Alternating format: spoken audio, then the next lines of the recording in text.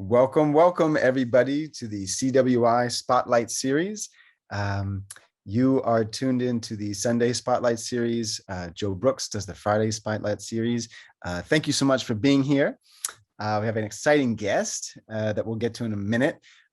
Please check out CWICommunityworksinstitute.org, where you will find professional development opportunities for K through 20 educators.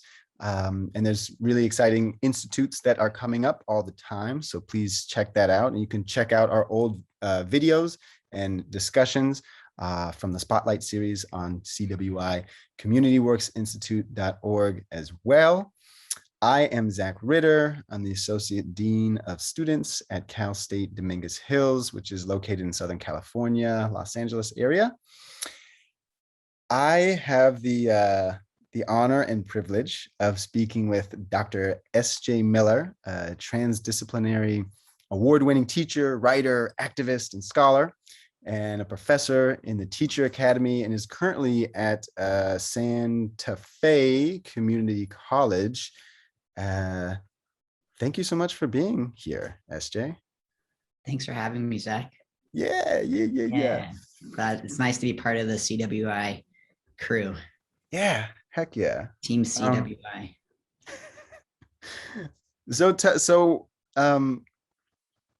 let's start with the TED Talk. How did that part come about? I'm still trying to figure that out, actually. I got an email and I thought it was a joke, honestly.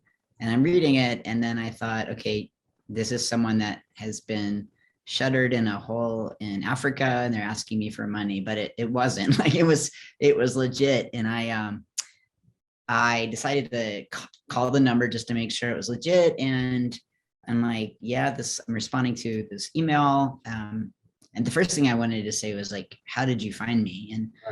And one of the things that they told me was that they're looking for people who are doing salient work, right? People that are pushing the needle out to really get folks to think about the most pressing topics, and also new topics, new issues. And apparently, without me knowing, I was the one in education doing the intersection of public policy, mental health, and teacher education. So that's how it all started. And then it took about 6 months of scripting, answering questions. I think I went through like 15 drafts because it was way too academic, and they helped me bring it to a more lay audience. And I had a rehearsal team, PR team, and then it culminated in Palm Springs, and I got to watch everybody else in my cohort, and it was just absolutely one of the most powerful moments of my life. Now, did that, because you were a professor, but did that launch you into more public speaking, or did that? No. I had already done a lot, and I don't think I actually gotten any invitations as a result of that. I've gotten invitations because of the work that I do, and I don't think anyone's called me and said, hey, I saw the TED Talk, would you be willing?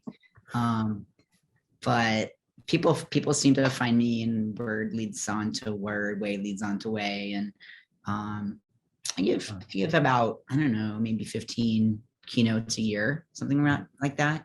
And I do a lot of one-on-one, a parent will call, a kid will call. It's very hard to say no, because this is the kind of work that has to be done and needs to be done. And in fact, last night I've been reading a lot on neuroqueer. And one thing that I learned was that, trans kids have the highest suicide rate in the country, but autistic children have the second highest rate. And I had no idea it was that high. Wow. So, this work matters. And, if we can make society a more welcomed, more inclusive, and more respectful place for our young youth, and that's what matters. I was just reading an article in the New York Times magazine about Camp I Am, and Camp I Am. It's like a LGBTQ plus camp where I guess it closed in 2018, but you can basically just be yourself, and it's LGBTQ plus affirming. And it was really interesting because they had the students in 2010 and then 2020, and how their identity has developed, grown, and changed over time, and how they, in a society that keeps telling them not to be themselves, they actually at this Camp I Am could be themselves, and were affirmed. So tell folks like the work you do in GI or gender identity work, I guess specifically at Santa Fe. Okay. Well, I have two jobs in addition to the community college. I also work at Vanderbilt in their Ed leadership program, and I teach doctoral courses, and that's really interesting. So when I moved back to New Mexico, I left higher ed because I wanted to be home. This is my chosen home. I grew up here, taught here in the public schools, did my doctorate here, but didn't want to leave higher ed altogether. I just wanted to leave the tenure track line so that I would have more freedom and autonomy. And so the work always felt bound that I was doing to an institution. And I finally trademarked my work so that I could keep it, because what happens is if you're making stuff for the institution, there is a proprietary notion of who gets to keep the work. And it got to a point for me where I didn't want my work, my videos, my IRBs being taken away for that reason. And also I became very disenchanted with higher ed because I really felt very tokenized in the field. I medically confirmed my identity at 40 years old, which, is older than a lot of the young, the youth that are gender dynamic, expansive, creative, all these wonderful terms, because my generation completely missed it. And it's interesting because my friends, and I went to undergrad at Berkeley. Hey. Go Bears. I meant to tell you that the other day. And the people I hung out with were all radical dykes. And it's interesting because they all ended up coming out later as trans. And again, it's just our generation completely missed that, in terms of school and curriculum and books and policy and, all of that together. And so what I was noticing as I was kind of understanding more about my own identity, and it was never my sexual orientation, that, I was turning to school because I was a teacher, and I'm like, there is nothing here. Here I am teaching humanities and English. Where are the stories? Like, how do I affirm my students? And in New Mexico is even more prevalent because Santa Fe has, I think we have the second highest gay male population per capita. Yeah. Per capita. And Albuquerque has the sixth highest per capita. And so like growing up queer here, which I didn't identify, was just like, who cares, what's for dinner? And so a majority of my students are Latinx and Indigenous. Growing up, I look white, but I identify as Semitic. I was a minority in my school, in my state. So I was really fortunate to have teachers that had a broader lens around language, culture, race, socioeconomics, sexual orientation. It was really fabulous, but gender identity wasn't there. And so I grew up, and when I became a teacher, still looking for those resources, they weren't there. So I was trying to work within like text. I would help my students queer text and look within the lines. But I got tired of like having to do that. We needed something that really mirrored those students' identities and their intersectional identities, right? Because of the cultures that I was working with. So I did my doctorate in secondary English education at the University of New Mexico. And that's where I finally like had the freedom to really start going deep and doing the work. And then at 40, which was 5 years later, I moved from Santa Fe to Pittsburgh. and I taught at IUP for 7 years because my background is in rhetoric and assessment, which is ironic because, I was trying to connect that to gender identity, which actually is wonderful because, we have to think about assessments, but those assessments need to be connected to culturally relevant and culturally responsive pedagogy. Mhm. So, gender identity has to be in that mix. And so while I was there, again, I just took a deep dive and started doing research. And eventually, I think with my publications and me coming out, which was really important, I couldn't hide it. I didn't want to hide it. This is why I went into grad school, is to create change. And the rest is history. Wow. So it was very personal, but at the same time, it wasn't very personal. It was like, this has to be done. Did you have, in K through 12, did you have mentors or teachers who did affirm your gender identity and that you could talk to this stuff about, or were you just kind of on your own? No, I didn't even know that was what was going on for me. Hmm. Like I had a boyfriend through high school and we were very close. We're still very close. It's funny though, because we hung out when I moved back and, I think he was like, and I was like, because it's like, how do you relate to each other? It was a really interesting shift in our connection, but really special too. Wow. And the thing, obviously the friendship and the connection was still there. Did they understand your journey? Yeah. I mean, because he had seen me since I was 13 or 14. Yeah.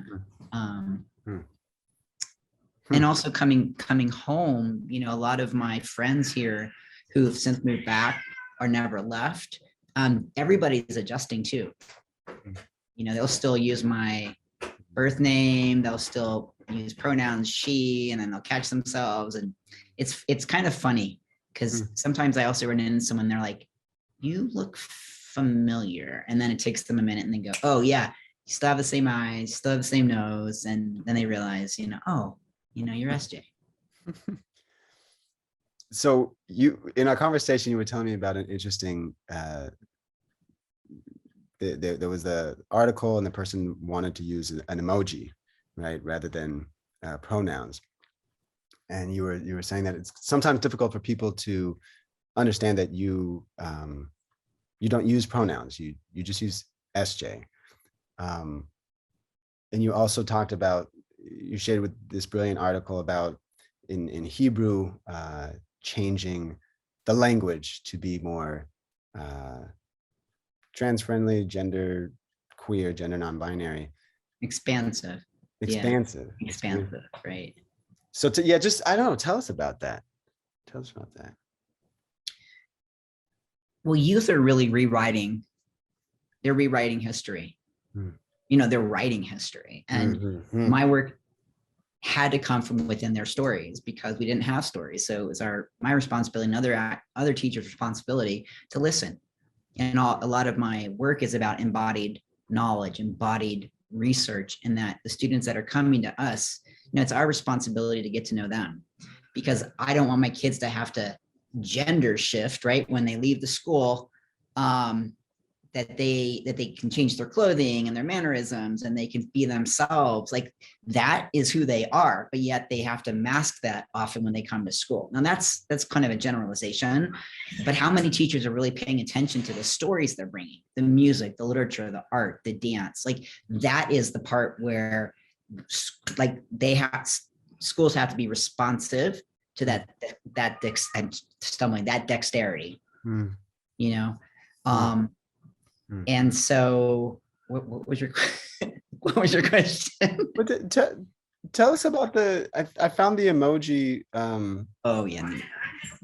issue interesting, just because I think that the younger generation is pushing against these norms, and then like you said, the publisher was like, well, WTF, we can't. Right. How are we're gonna do this larger emoji to identify this person? Well, let me explain that so everybody knows what I'm talking about and what you're talking about. I did a study when I was at NYU. I was a deputy director of the Research Policy Institute, and I wanted to create, which I did, a web series where we were working with video, and it's a great video. It was professionally produced. And the study looked at the ways in which teachers, parents, students, social workers, principals were working to support genderqueer students. And that's, you can watch that from my website. But one of the students in the study identified as an emoji, right? And so my work is about gender identity self-determination, which is that freedom to self-define. And it's the teacher's, school's responsibility to be responsive to that, and not for the kid to have to kind of hide themselves, right? And feign indifference while they're receiving all these microaggressions. So the student identified as an emoji, and I was writing it up, which is in my book, and I'll show you the image. But the publisher was fighting with me because, as all of you know, if you look at an emoji, it's not, in order to see an emoji, it has to be large enough, right? Otherwise, it's just collapsed into, a dot, like a period. But when you put it in 12-point font in a book, what it does is it creates a different syntactical or different font like level within the syntax. And so they said to me, well, we can't do this. And I said, well, why not? And they said, because we can't. And I said, but you're taking away the students' identity by doing that. And that's the whole point of writing the book. So we compromised, instead of using the actual emoji, to write emoji throughout whenever referencing the student. So if you can see this, here's the example. And I asked the student which emoji. Yeah. Oh, wow. And I actually think the student wrote the emoji. Yeah. So you see the difference? Yeah, totally. Yeah. Wow. So it was really fun. My point too was, I hope we get to a day where we don't have to explain why we're using an emoji, like hyphenate or, put a definition for someone's gender identity, in the margin, in a footnote and an endnote, because we are continuing to marginalize the other by having to define it again and again and again and again. All right. So we're othering the other. So why did I use an emoji? It would be great to get to a place where it's just there. Why do you think American kind of Judeo-Christian culture is very slow and is having trouble with understanding gender identity and gender queer folks, gender non-binary folks? Like, why has this been such a slow process here? Well, the movement honestly didn't really come into popular discourse, I think, into the 90s. That's kind of where people are dating it to, like the mid to late 90s. So, with the prevalence of technology, with access to language and videos and looking at the way students are interacting in technology, it has sped up that process. And so I think along with that, with all these students starting to really come into their own in ways that are just fascinating, I think technology, right, gave them that way to see themselves. People are trying to catch up. Actually, the parents I know have been amazing. Again, I'm in a community where it's like, so what? And I talked with the school district, we're now doing things where kids can claim their identity on their intake forms, and be met where they are, with locker rooms. And we're still dealing with sports, which is a whole nother level, but how they want to be seen and called in schools. And the other part of that is, we're talking about, you had a really good question in there. The catch up process. Yeah. We are in a gender identity revolution right now. It takes about, and I say this in my TED Talk, research shows that it takes about 40 years for a movement to actually be seen in place. And so if 1990-ish were the time when it all began, that puts us at about 2030. So everything we're like, everybody right now is part of the revolution. Mm. You know, and as we participate more and more, and the language and the identity movement spatializes from place to place, from person to person, you know, we are seeing the momentum continuing to hopefully move forward. And the irony and the paradox of Trump is that he put the word transgender in every single home in America, every single home. Regardless of somebody's perspective, it became a term that has now widespread use, you know? And so it's like, oh, we need to address this. And it also, I think, spawned this whole youth movement where people were starting to say, we need to protect our kids and we need to do it yesterday, right? And then Biden's come out. I was fortunate to be a reader on the Biden-Sanders Unity Task Force. They asked me to look at the language to make sure that it was affirmative towards youth. And so, you know, Biden has these great stances where he's reversing what happened in Title IX that Trump put back. It's, you know, it's a long story. Went from Obama to Trump to Biden, but Obama basically overstepped and he added gender identity to the definition of sex and gender in Title IX without any public feedback. And that was the problem because, you know, there's executive decision making and executive orders, but it created a backlash because people really didn't have that opportunity for public comment. You know, so Bush comes in and he pulls out gender identity, which is where all this kind of chaos started around Title IX. And schools that were receiving federal funding actually got to continue to use it. But in schools that weren't, he was able to put, or many people in the religious right were able to put like this pressure on states and districts and then could legally discriminate against them. So Biden has now worked with Title IX and gender extends now to gender identity. So it's back in, which is great. What Trump was also doing is he was trying to relegate sex to dichotomous chromosomes, which could then be used at the federal level in terms of any case.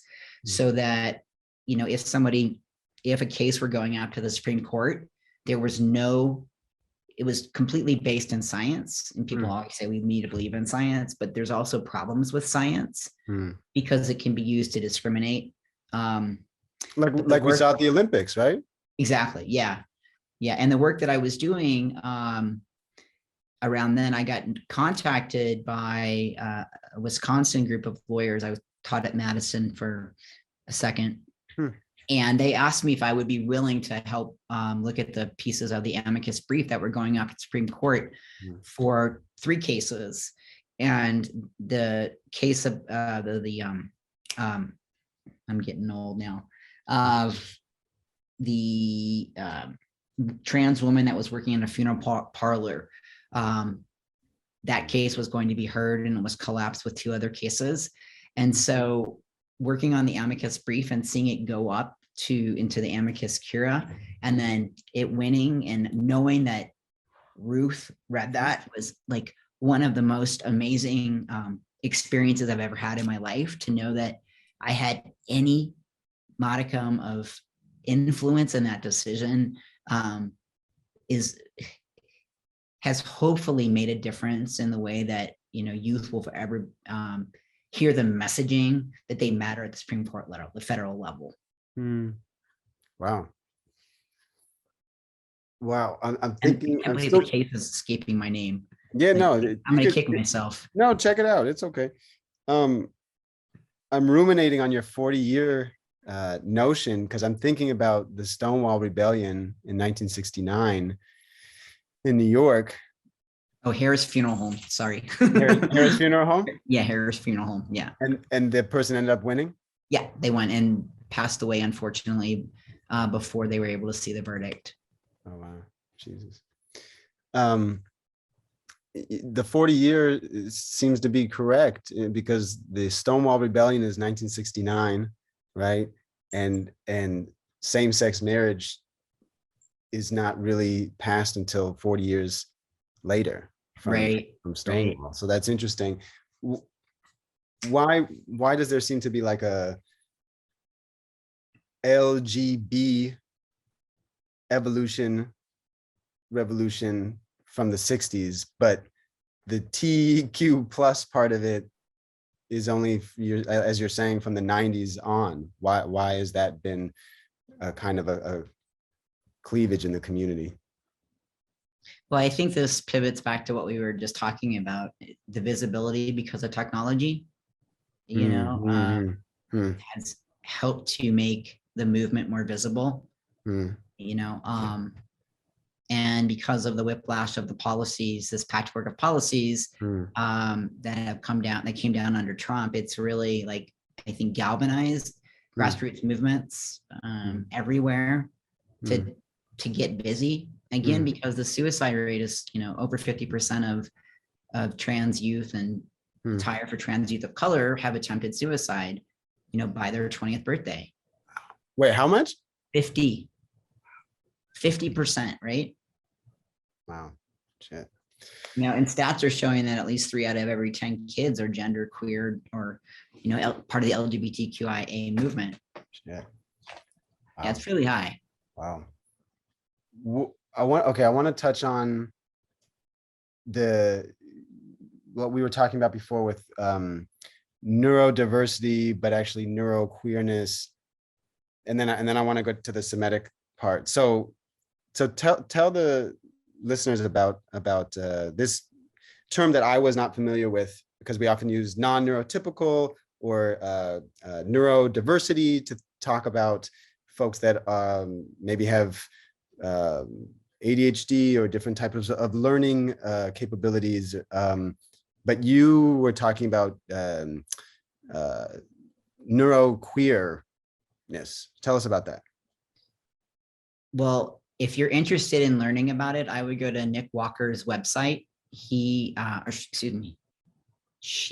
apologize, has coined the term with a group of other scholars and have written about it. It's I would say, pretty new term that is coming into education, and the group pulled from a number of different disciplines to bring it together, also transdisciplinary scholars. I am by no means an expert in this, and so I don't feel comfortable talking about it, only because I don't want to misrepresent it. But I will say that that movement, that paradigm aligns very closely to the work that I'm doing. The ways in which people position identities, where it takes away their ability to, really be seen.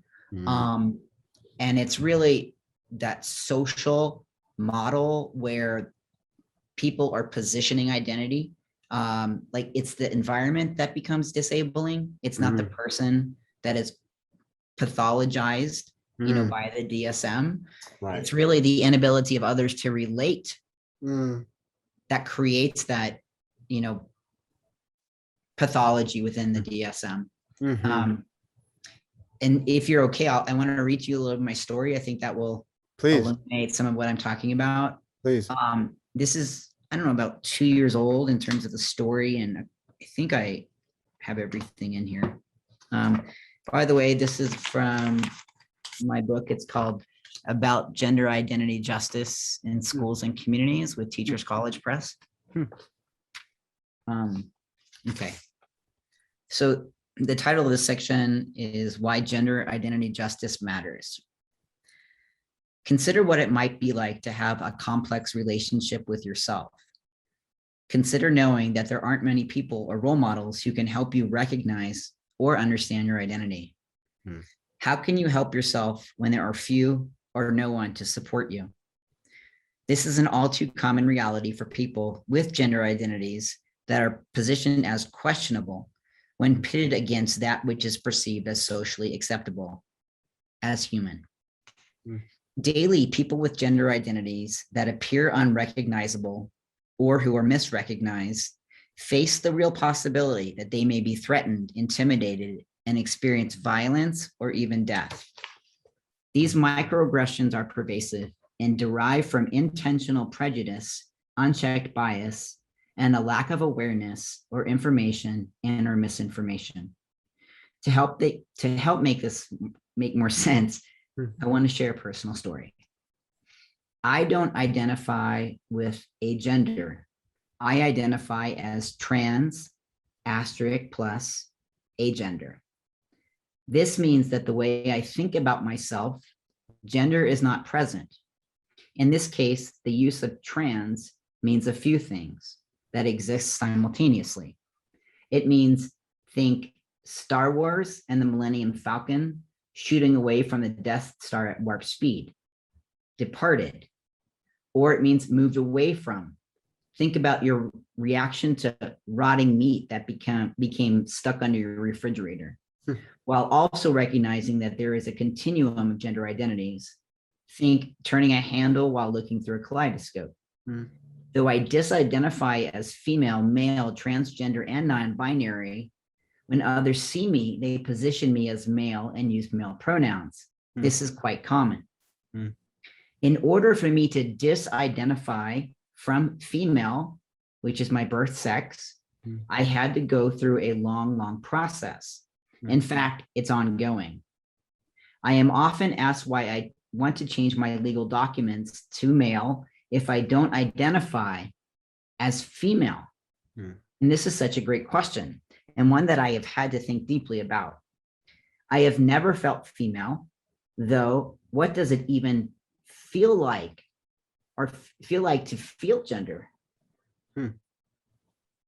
I've also never felt male for the same reason, but I want to be read not as female. Does that mean I want to be read as male? Well, not necessarily. Yet there were many people born in the 70s like myself who felt constrained to choose either male or female because those were the only known options that would legitimize our identities. In the recent past, youth and 20 and 30 somethings seem to live in a world where there is more freedom to live in the in-between of genders or in gender fluid ways. But this was not the case for those born in the 70s because gender identity wasn't yet discussed, let alone reflected on in any context. Left without understanding ourselves, we were coercively assigned a gender. Though it might not make sense to some, I would rather be read as not female. But that means I do not want to be read as male. Due to this chosen identity preference, I have changed my paperwork so that I can pass through legal gates that want me to choose a gender. Such coercion has required me to spend well over $125,000 for surgeries that I opted to have, and for changes to my federal, national, and state identifications. I recognize that having healthcare is a privilege and provides me access to services that others may be denied. This is why discussions around gender identity justice are critical, because the fulfillment of rights are uneven and inequitable. Each of these changes has required massive time, effort, and a huge audit of legal paperwork. Here's just one example. In order for me to change my birth certificate to disidentify as female, I had to go through a humiliating process. Now, I did not have to do this. This was a choice that felt important and not necessarily rational. And it is not likely that I will ever have to show anybody my birth certificate in the future, but I did this for peace of mind, just in case I ever do. By the way, that was connected to the Trump administration, who talked about that he was going to enforce, make a law that in order for you to identify with your chosen gender, you had to show a birth certificate. So part of that was fear-based for me too. The process of changing my assigned sex on my birth certificate was arduous. I am from Louisiana, where draconian laws still exist and are stringent. Each state has its own regulations to have legal documentation change though. First, I had to travel to New Orleans and see a doctor who the state authorized to confirm any gender changes. In his office, I had to strip my clothing off to prove I had had top and bottom surgery. Then he had to write and certify these changes with a letter. Next, I had to gather notarized documents from my doctor, my therapist, and my surgeons that also attested to these changes. Next, I had to obtain medical releases and what is called operative reports for all of my surgeries, my driver's licenses, and my passports. And I had to have notarized evidence of my legal name change. Lastly, yet there is lastly, unless I have something else to do that I don't know about, I had to hire an attorney and pay $2,000 for filing fees, court costs, and attorney fees. My body is to some degree not entirely my own. My body is a living audit of this country's prejudice and ignorance. And although it is my body, think about what that means. Think about what it means to not even own your body. Think about how such bodies are national and state subjects, vulnerable to shifting policies, and that they can be made disposable. There is indeed a cost and literally a high price to living one's truth. Okay. And actually, let me read this next paragraph because I think it's really important. As subjects of the state, bodies like mine are exposed to different manifestations of political and social humiliation and to being diagnosed as mentally ill by psychological and medical establishments. This exposure can be put to rest only if such individuals no longer have to prove their legitimization. Well, what would this look like? This would mean ceasing to complete paperwork to change a name or gender on a birth certificate, social security card, or driver's license. It would mean not having to stand in front of a judge to prove an identity or being coercively diagnosed by a therapist with gender dysphoria, a mental illness, which first became diagnosed as gender identity disorder in 1980. It would mean in order to have access to certain types of medical care and surgeries that prove to insurance companies that surgeries are necessary as well. It would mean not being treated or counted as a third, fourth, or fifth class citizen whose rights are always in flux and vulnerable to the shifting whims of hostile politicians. It would mean that such bodies would exist in a society without having to prove or expose our existence. Okay. So I had to be diagnosed with a mental illness in order to have access to medication and surgeries. But you know what? I played the game. I'm happy. It's unfortunate that people have to do that. So you had to go to a doctor and you had to get naked in front of the doctor so that they could look at genitals and all these types of things. And wow, that in Louisiana? Yep. And that's you not had the to only play, state. and you had to play this game in order to, because basically the government's telling you, you must conform to the binary. And if you don't, you don't get healthcare, you don't get these things that other folks just get. Yep. And also, like when I was in Wisconsin, laws were in the process of changing. I mean, it was one of the big hot states of contention. And so many doctors that were seeing trans or non-binary gender patients, et cetera, had to be very careful about the coding when you actually went in to see a doctor, because those practitioners could actually lose their medical license if they were working with those patients. But what was great about that, I mean, it's no longer, law there, but they were very upfront and they said, we have to be careful about this. I'm not about to not see trans and non-binary folk, but this is the system that we live in here. So sorry, go ahead. No, go ahead. No, and that's what's happening right now with athletics around the country, in a number of states. And I think I read recently when I gave a talk about 2-3 weeks ago, there were over 117 anti-trans bills that have come to the fore in different states. This is it's like 2.5 times higher than it was under Trump. Damn. Because people are pushing back, and they don't want, it's one law or the other, but a number of those are against allowing trans kids to play sports in their chosen identity. Is the DSM, is it still gender dysphoria? Is that still gender dysphoria? Yeah.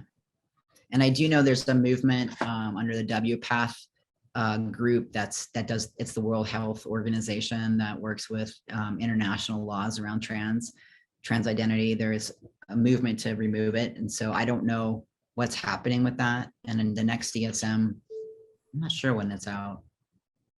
I don't know when it's going to be out. So the school athletic stuff is that, I guess, was the Olympic thing as well.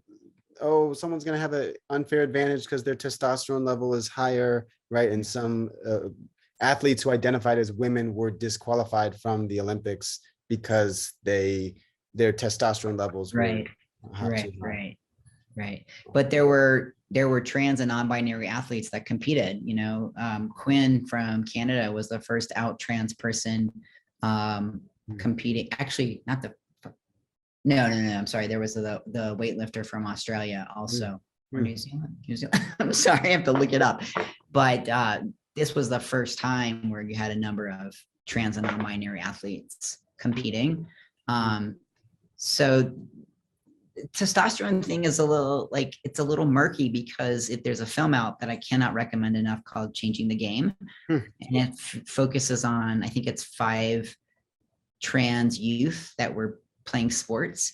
And one of the things that I think there's a great podcast called Burn It All Down. It's a feminist podcast that looks at different elements of sports. Well, the podcast actually talked about the film. And one of the things that they talked about was that just because you have higher testosterone doesn't mean you're going to win a race. It doesn't mean that, you know, there are other factors that go in, and it's not proven. It may give you an advantage in some ways, but not necessarily in athletics, you know, because you have to work at something to become faster or more skilled or adept at your sport. Before we forget, let's jump into I identify as Semitic. I think that's really interesting and kind of, we're 2 Jewish folks talking here, right, online. And in our conversation before, you were talking about intergenerational trauma. And right now you're talking about current day trauma that, you know, you were experiencing through these terrible things that you were put through because of your gender identity. Tell us a little bit about how your Jewish identity plays into your work as an educator.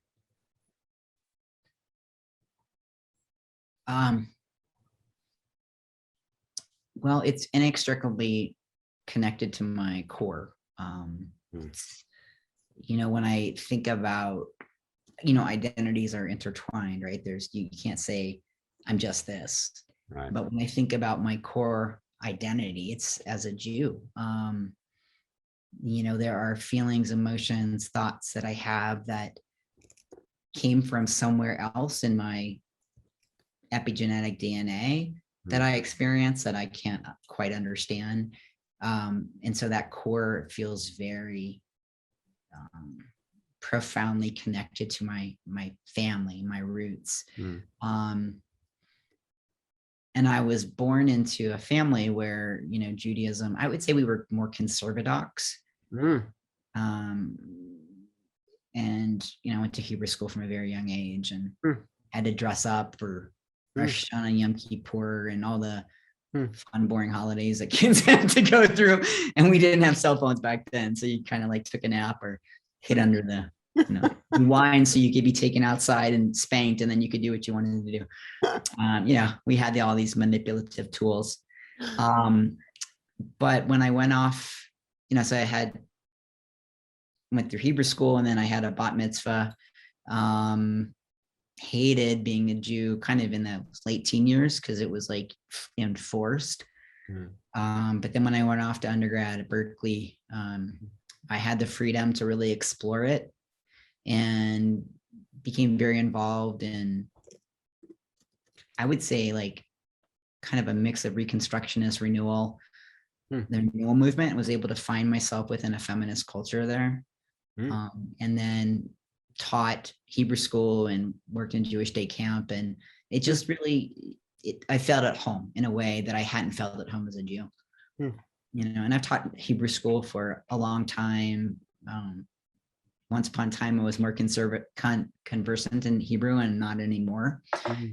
But it's been a wonderful path for me. And I used to keep kosher, and I just started again keeping the Sabbath, and the things that I've come back to that I appreciate. And my family, most of my family, I would say, has had a very hard time me coming out in, I would say, this iteration of my identity as a agender person. But I also feel very involved in what it means to be a Jew within this time period within my identity. And there's a lot I want to learn about, you know, especially the way that Israeli kids and non-binary people are pushing back on the language constructs and making it more inclusive. You know, and there are more and more bar bat mitzvahs, and I'm using the wrong title there, but I think they're calling it b'nai mitzvot, or b'nai mitzvah, in order to have more of a celebration, right, that doesn't position gender as part of it. You also mentioned that you had some relatives that were in Dachau and some other camps, and I couldn't help but think what you just read as your body today, to some in the medical field, is seen as a problem, right? Or is disposable, and that how we talk even about Black bodies in this country as disposable, and how we talked about Jewish bodies in Europe as disposable. It's interesting and also depressing to think about how kind of the state targets certain populations and bodies to be scapegoats, to galvanize others. I never put that together. That's why I like you, Zach, because you're so smart. Wow. I try. No, that's really interesting. Because I'm thinking about what you're saying, and if I was just a regular old consumer of corporate media, the only thing I know about transgender issues is the bathroom issue, right? So all I know is that there's a bathroom issue, and they're trying to get my student or my kid to choose a bathroom, and I'm scared, so fear. And then athletics. My kid is going to be disadvantaged somehow because there's this transgender issue. So it's always, and even in Judeo-Christian stuff, hopefully less so Judeo, but it's seen as a threat to my maleness or my femaleness, because what is a gender? It's not fitting and conforming into our societal norms. Therefore, it must be a threat. Therefore, it must be stopped. Exactly. Which is the whole thing about microaggressions, that, you know, many kids that are non-binary have to placate others, right, for their own safety. And, you know, they have to feign indifference in order to survive at school. Like, kids shouldn't have to survive at school. You know, we want them to thrive. Yeah, I mean, I in middle school, you know, that's so gay was always, it was just, that was the thing. And I always knew it was wrong. And I knew if I said something, there would be repercussions, there would be physical repercussions for me. Right. And then I finally kind of got a little bit braver and started telling people to cut that out.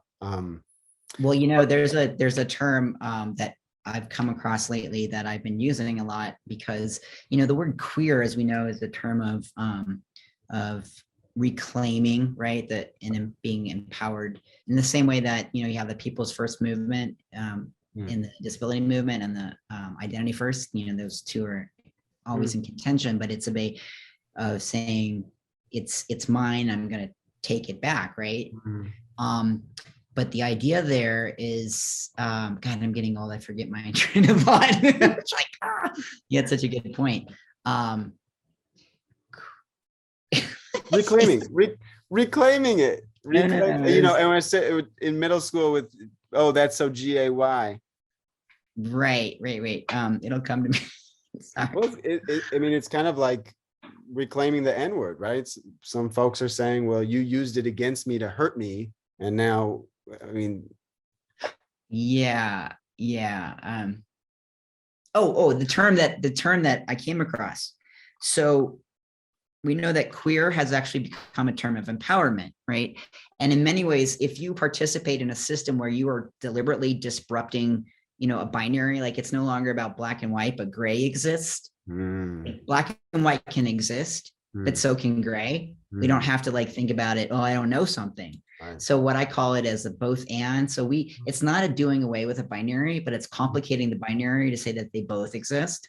Mm, And so, I've worked with a lot of students who end up saying that they are now queering their thinking. Does that mean they're queer? And I'm like, well, so the term I learned about is called a queer consociate. It's fascinating. So queer consociate means basically that you have a way of thinking about queering things, and you can identify as a queer consociate.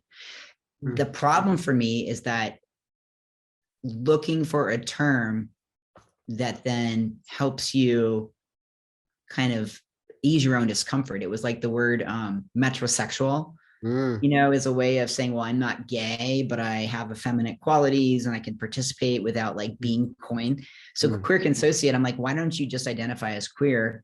And if you're uncomfortable because that might position you as gay, well, you need to deal with that and talk about what it actually means. I had a cis white student say, oh, well, I'm actually queer. That was like one of the most profound and not LGBTQIA, but queer in the sense of how that person reads the world and wants to be read and understood, within their social circles. Wow. That's interesting. So we have K through 20 educators listening to this session. What advice do you give to them in the classroom? And how do we create more spaces in K through 20 education that is more, I don't know, queer friendly, more affirming of gender identity? How do we do this? How do we, what are the practical ways we do this? And you got to come to my workshop. I mean, I have so many resources. I don't even know where to start, but part of it is, it's beyond allyship. I don't like to use the word ally because being an ally is a privilege. I can choose to be an ally for this cause, and I can say I'm not an ally for this cause. Like if you're for social justice and equity, you don't cherry pick, and so the first thing is beyond allyship. It's like you live the work, you embody the work, you do the work, and you don't ask for the recognition, because then that's just receipting your privilege. So it means perhaps like not putting money in places where they're transphobic or homophobic or misogynistic, etc. Is you going to find the resources for your students and saying, what do you want to hear? What do you want to talk about? Like, moving science in a way that like you're talking about the history of bodies that have been like we said, disposable. I mean, there are ways in which to talk about like Tuskegee and other ways that there were experimentation done on bodies. There are ways to bring this into different disciplines, and the teachers have to figure that out. They have to figure that out. Word problems. That's a great way of doing math. And also not using he and she in your classroom. Like they has become I don't know how familiar you are with this, but it's actually now, it's used by the APA, and I was part of that process, which was looking at how do you create a language, trouble the syntax, trouble the pronouns, and start to use they as in use of the first person singular.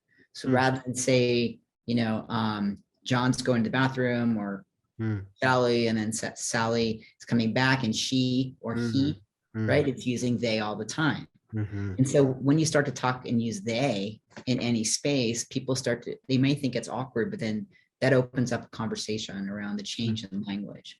So part of that is not gendering your classroom. Now, they is a pronoun, right? I don't use pronouns. So that's another place of just saying the person's name. That's always a way of, of not positioning people in a binary.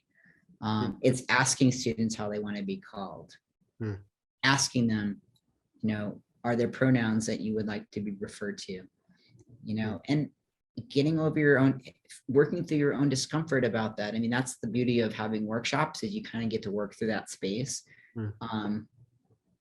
So that because I think the fear is you don't want to mess up, you don't want to offend. Right. You don't want to offend. Right. Which is also saying, look, I'm learning, I want to be a better advocate Hmm. for my students, help me understand Hmm. what I can do to Hmm. support you. Well, I'm hearing Joe Brooks's voice in my mind. He was really excited about your doctoral student kind of research projects where they go out into the field, you know, because Joe's really into ethnography and community work. Tell us a little bit about some of the field work and applied projects that your doctoral students are doing.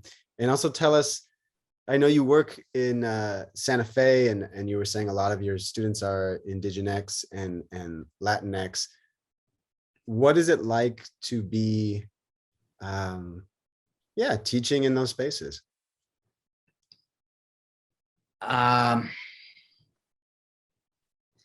Well, my doc students are amazing people.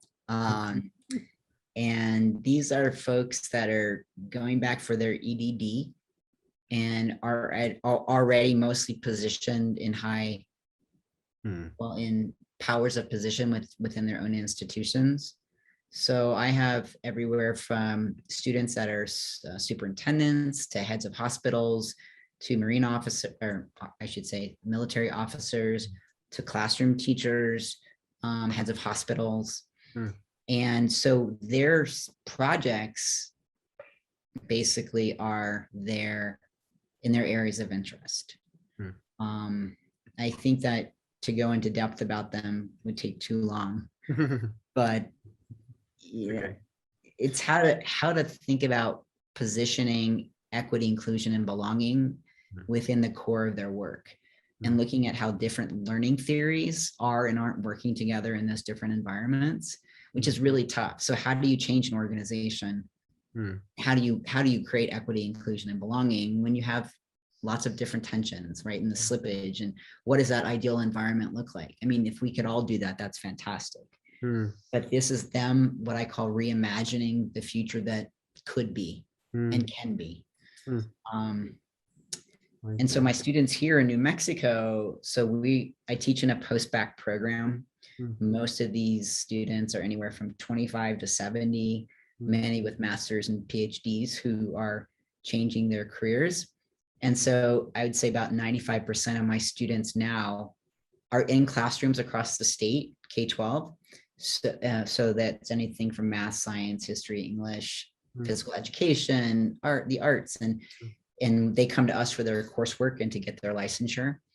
So I have a really rich and robust group of students that I learn from all the time. So I create the modules, it's async. I interact with them online. Sometimes we have Zoom meetings, but mostly I provide the material weekly, and they take their courses and have a lot of autonomy and independence. I just hope to give them material that will help make or expand and make their classrooms much more equitable, inclusive, and affirming in a positive way. I know we got to wrap up soon, but you approach your work, you know, from a very, like, I don't know, positive and energetic standpoint, but I can only imagine that there's a lot of haters. There's a lot of, I'm sure you get death threats. I'm sure you get all the things. For folks listening that are doing this work and that can get discouraged by the amount of hate that comes with it, what advice do you give to them?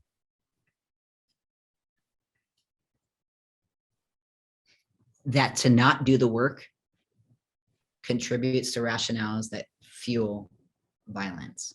To not do the work. To not do the work keeps things stagnant. And sometimes we might take a bullet to do what's right. And I would much rather take that bullet than not do the work. Damn. It's a sobering thought. Yeah. I'm thinking of Harvey Milk. Yeah, that is wow. No, I haven't gotten death threats. Thanks for putting that in my psyche. Well, Wow. I'm just imagining some of my friends, what they've got. Zach So I don't wish that on you. went from like, geez, Lord. Sorry, I don't want that negative energy in here, but this is the America that we live in, this is what it is. Unfortunately, It's true. Trying to get to a better place, but I apologize. So, okay. So look, turning more positively, in wrapping up, is there any advice you would give folks, or things that we didn't say or covered that you wanted to get out into the world? Please feel free. One thing I would say is, if you want to talk or have a workshop, have me do consulting, let me know. I really enjoy working with groups and individuals around this work. I would say do everything you can to educate yourselves. Think about ways to make your classroom more supportive. Speak up, say the name, say this is a class that welcomes all identities. And be sure to say trans, gender expansive, gender creative, gender dynamic, because you may be the only teacher that ever says that ever to a student, and you're going to make a huge difference and huge impact. And that goes all the way down to pre-K. Think about ways in which to put this in your classrooms, and doing bullying, like books and using animals. Because oftentimes the kids aren't getting it and understanding it, but pictures and pictographs work really, really well to help kids see different identities, at that age. And there's a wonderful, wonderful group in San Francisco called Gender Spectrum. And they have many, many resources for parents, teachers, paraprofessionals, films, videos, books. I cannot recommend it enough. It's really a clearinghouse. And if you want stats on what's happening for trans LGBTQIA youth, that would be GLSEN, the national network in New York, which is GLSEN, glisten.org. Is there any two big resources? No, that's fantastic. Is there any, a lot of people learn for good or for bad through pop culture and through shows and things like that. And Laverne Cox came and spoke at my school at Redlands, and she was a big hit. Are there certain shows that you would, or documentaries, you named a couple, that you would point folks towards? There's so many. There's a lot. There's a lot. I have a huge list of them on my website. On your website, well, tell folks what your website is. Oh, okay. So my website is sjmiller.info. And if you find your way to the book that I showed you about. Yeah, show them again. This book has downloadable appendixes. I thought it would be called an appendice C, but they call it appendixes. Yeah, okay. On the Teachers College website. If you can go to it from my homepage, but there's in that appendix download, tons of resources for teachers and trailblazers and films and videos. But I did that about 2.5 years ago, so it's not up to date right now. That's cool. That's good. That's great. So yeah, Zach, we need to wrap. Yeah. SJ, this is fun. Papers. No. SJ, this was fun. Thank you so much for being here. Thank you, folks, for tuning in to the Spotlight series with CWI. Please check out communityworksinstitute.org's institutes that are coming up for professional development opportunities for K through 20 educators. And SJ, thank you again for doing the work that you do. Yeah. Appreciate you. All right. I'll talk to you soon. Thank you. Thank you. Bye-bye. Bye.